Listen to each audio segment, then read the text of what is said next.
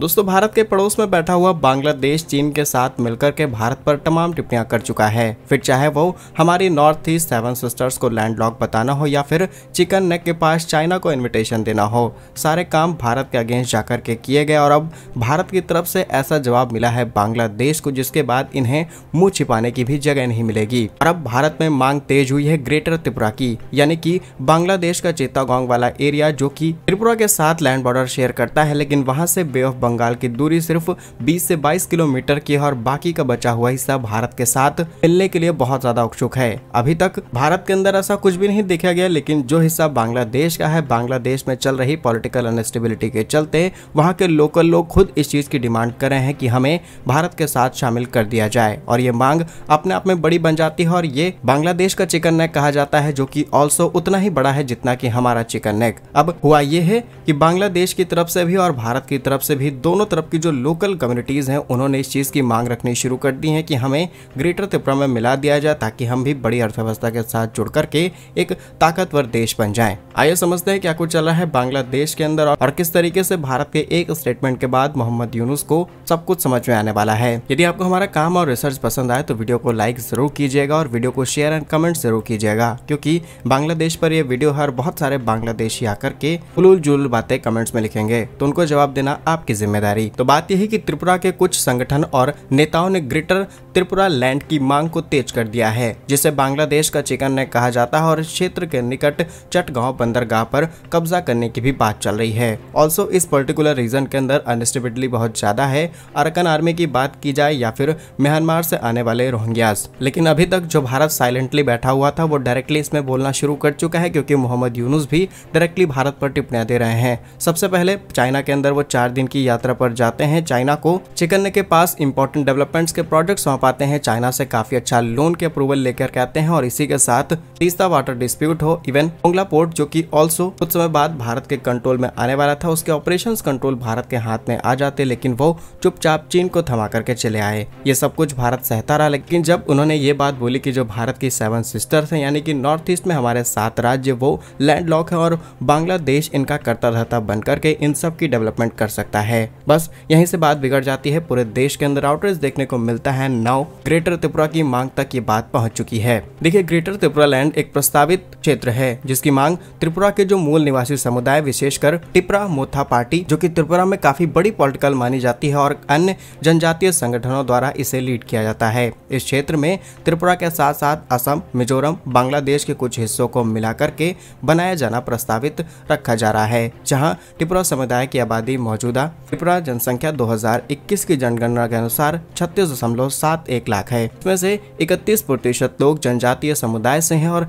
टिप्रा मोथा ने दावा किया है कि उनकी आबादी हितों की रक्षा के लिए एक अलग क्षेत्रीय ढांचा जरूर चाहती है। और ये बात किसी छोटे मोटे व्यक्ति की तरफ से नहीं बोली जा रही, बल्कि टिप्रा मोथा के जो चीफ हैं प्रद्योत किशोर, उनकी तरफ से रखी गई है। उन्होंने कहा कि मोहम्मद यूनुस की इस बात को पूरी तरीके से खारिज किया जाए और एक नया देश बना लिया जाए इनके ही चित्तागोंग को काट करके। ये बात जितनी सुनने में आसान लग रही है, गंभीर उससे भी ज्यादा है। अब आप खुद ही सोच करके देखिए कि एक ऐसे रीजन के लोग जो खुद भारत के साथ शामिल होना चाहते हैं, काफी बड़ी पॉपुलेशन हमारे साथ जुड़ना चाहती है, डेफिनेटली दोनों तरफ से एक इंटरेस्ट शो किया जा रहा है, तो ये बात अपने आप में बड़ी बन जाती है। और ऐसा भी नहीं है कि बांग्लादेश के मोहम्मद यूनुस के बाद ये टिप्पणियां तेज हुई हों। ऑलरेडी कई बार ग्रेटर त्रिपुरा की मांग उठ चुकी है, सालों से ये मुद्दा चलता चला आ रहा है, लेकिन भारत और बांग्लादेश के रिलेशन अभी तक अच्छे थे, इसीलिए कोई बड़ा ऑपरेशन हमें देखने को नहीं मिला। हो सकता है फ्यूचर में कुछ बड़ा हो जाए। और 5 अप्रैल को त्रिपुरा के अंदर एक रैली देखी जाती है। रैली में संगठनों की तरफ से इस मांग को नया रूप दिया गया, जिसमें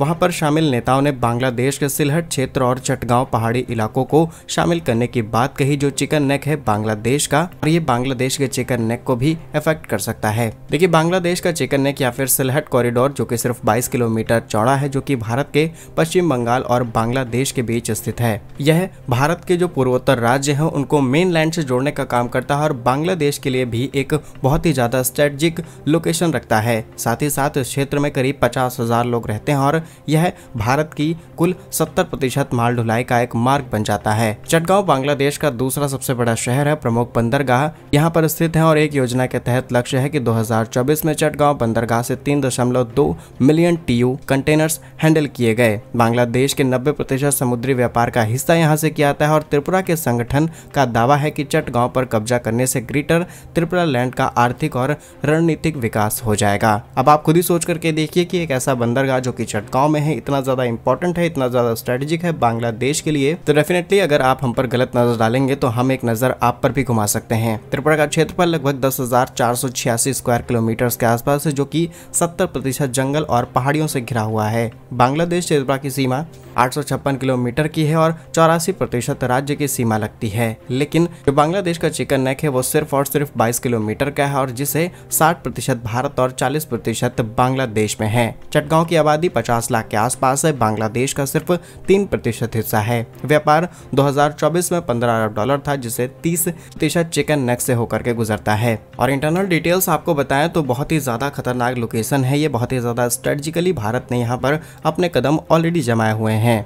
भारत सिलहट और चिटगांव के बीच सक्रिय क्षेत्र पर आसानी से कंट्रोल ले सकता है। त्रिपुरा में पहले से ही 5,000 से ज्यादा सुरक्षा बल तैनात किए गए हैं और अतिरिक्त करीब 10 से 15,000 और सैनिकों की तैनाती करनी होगी। फिलहाल ये हाइपोथेटिकल अप्रोच है जो हम बता रहे हैं कि अगर भारत करना चाहे तो किस तरीके से इस बड़े ऑपरेशन को अंजाम दे सकता है। तो चटगांव बंदरगाह को नाकाबंदी आसानी से की जा सकती है नौसेना की हेल्प से, जबकि वायुसेना राफेल, सुखोई जैसे विमानों को लेकर के आसानी से ऊपर से भी नजर रख पाएगा। और टाइम लिमिट की बात की जाए तो 50 से 70 किलोमीटर का क्षेत्रफल है। आसानी से 7 से 10 दिनों में कब्जा आसानी से किया जाता है, बशर्ते बांग्लादेशी सेना के 50,000 सैनिक प्रभावी रूप से जवाब की कार्यवाही ना करें और अगर इधर भी कोई रिएक्शन देने की कोशिश करते हैं तो बाकी की सेना को कहां पर डिप्लॉय किया जाएगा। और मोहम्मद यूनुस ने जिस तरीके से भारत की 7 सिस्टर्स को लैंडलॉक बताया था, भारत ने उस चीज का भी करारा जवाब दिया है। एक्सटर्नल अफेयर्स मिनिस्टर जयशंकर जी की तरफ से बिम्स्टेक से मोहम्मद यूनुस के सामने इस बात को रखा गया कि ये कोई स्टेटमेंट नहीं होता और हम जिस तरीके से ट्राई कॉरिडोर बना रहे हैं, भारत म्यांमार थाईलैंड को लेकर के हाईवे तैयार किया जा रहा है, कई इंपॉर्टेंट रूट्स तैयार किए जा रहे हैं। भारत